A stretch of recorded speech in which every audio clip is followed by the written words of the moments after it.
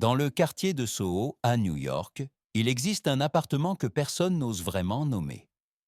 Une porte noire, un étage isolé, une lumière qui ne s'allume plus. C'est là, au 421 Broome Street, que Heath Ledger, à peine 28 ans, a rendu son dernier souffle le 22 janvier 2008. La ville était bruyante ce jour-là, mais à l'intérieur de cet appartement, quelque chose s'est figé, comme si le temps avait cessé de respirer. La presse a parlé d'un accident, d'un mélange de médicaments prescrits pour l'insomnie et l'anxiété. Rien d'explosif, rien de spectaculaire. Pourtant, la manière dont le silence a envahi les pièces après sa mort demeure l'un des mystères les plus troublants du cinéma moderne. À ce moment-là, sa fortune était estimée à près de 16 millions de dollars, un héritage considérable pour un acteur si jeune, déjà célébré, déjà indispensable. Mais dans cet espace désormais vide, la richesse semblait dérisoire face à l'absence. Les témoins racontent que la chambre sentait encore le café froid et la cire d'abeille des bougies qu'il aimait allumer les nuits d'insomnie. La fenêtre donnait sur une rue étroite où les néons continuaient de clignoter sans savoir que la lumière dans cette pièce venait de s'éteindre pour toujours.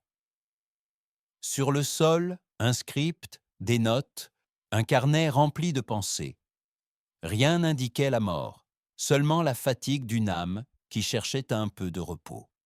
Entre la gloire fulgurante, la jeunesse déchirée et cette fortune endormie dans des comptes désormais immobiles, une question subsiste. Comment un être aussi lumineux a-t-il pu s'effacer dans un silence aussi brutal? 2. Heath Ledger est né le 4 avril 1979 à Perth, en Australie, une ville balayée par le vent et entourée par un océan qui semble parfois murmurer des destins trop grands pour rester immobiles. Enfant réservé mais lumineux, il trouvait refuge dans le théâtre de son école. C'est là, sur une scène modeste aux rideaux effilochés, qu'il découvrit la seule vérité qui ne le quitterait jamais. Il était né pour jouer. À 16 ans, il quitte Perth avec un ami, un sac à dos et un rêve trop vaste pour un continent entier. Il traverse l'Australie puis le Pacifique, porté par cette intuition brûlante qui poussait son cœur en avant. À Hollywood, personne ne l'attendait. Mais il avait ce regard, un mélange de vulnérabilité et de fièvre, qui forçait les portes, même celles les plus hermétiques. Sa première véritable explosion arrive avec Dance Things I Hate About You. Le public découvre un sourire insolent, une voix rauque, une présence rare. Puis vient The Patriot, où il prouve qu'il peut être fragile sans jamais être faible. À chaque rôle, il grandit. À chaque film, il se réinvente. Mais ce n'est qu'avec Brokeback Mountain qu'il devient incontournable. Son interprétation d'Ennis Delmar bouleverse le monde. Les critiques parlent d'un silence incarné, d'une émotion contenue qui traverse l'écran comme un murmure. Heath, lui, semble fuir la lumière qu'il dégage, comme si elle brûlait un peu trop fort.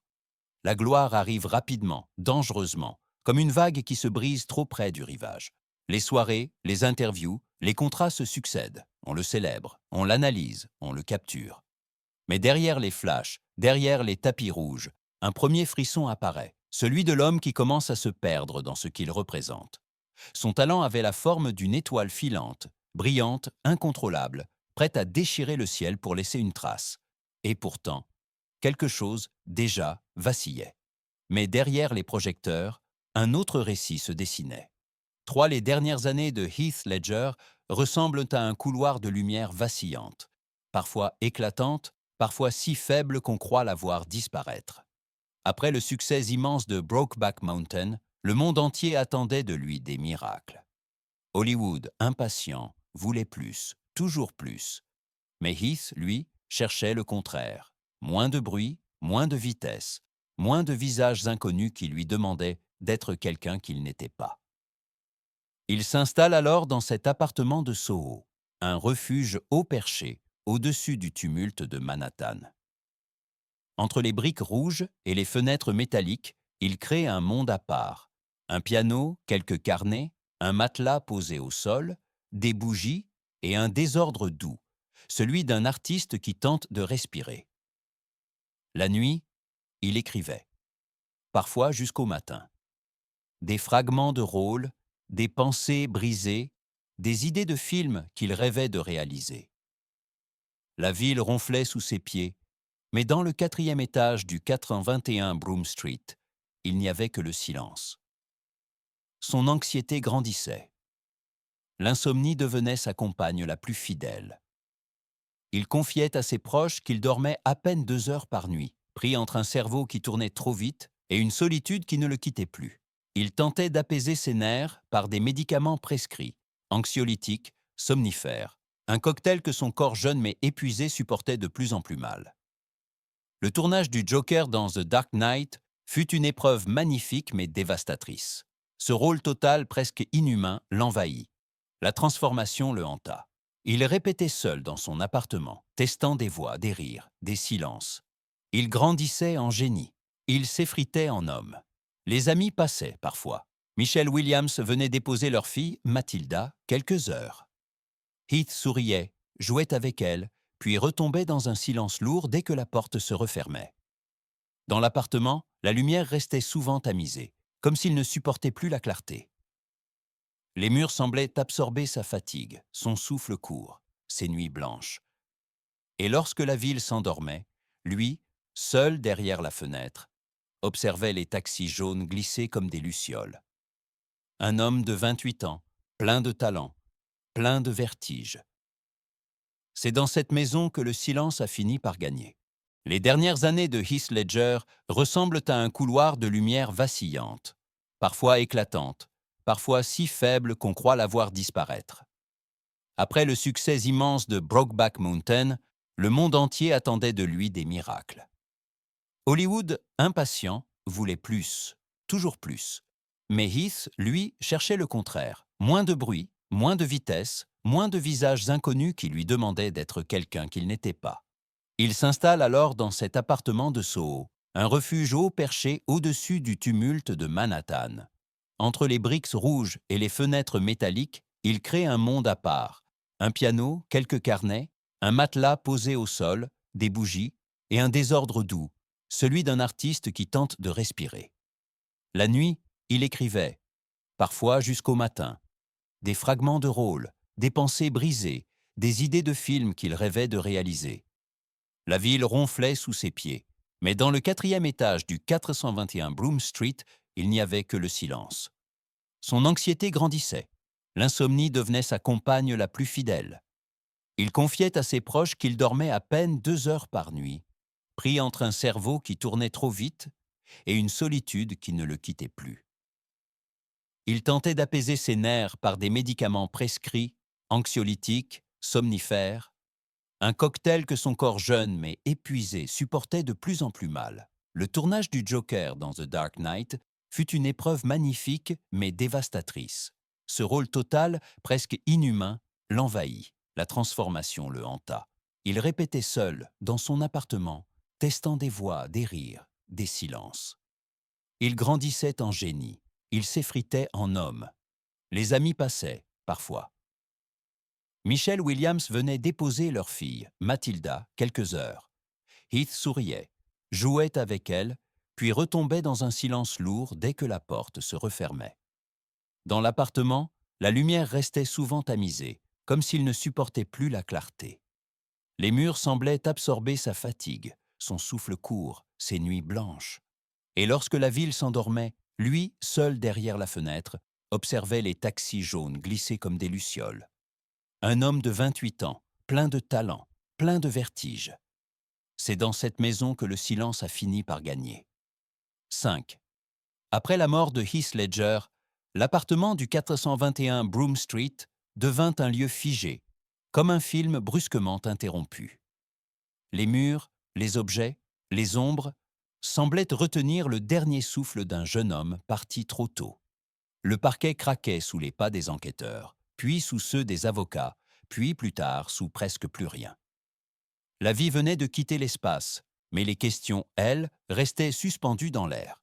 Sa fortune, estimée à 16 millions de dollars, n'était pas seulement une somme. C'était le poids d'une carrière fulgurante, d'un talent que tout annonçait immense.